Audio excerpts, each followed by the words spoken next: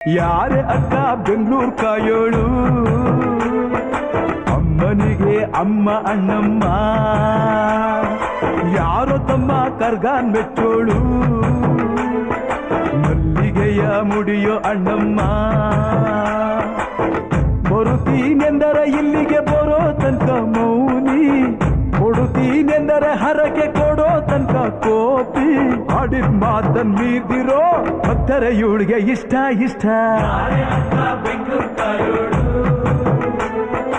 ಅಮ್ಮನಿಗೆ ಅಮ್ಮ ಅಣ್ಣಮ್ಮ,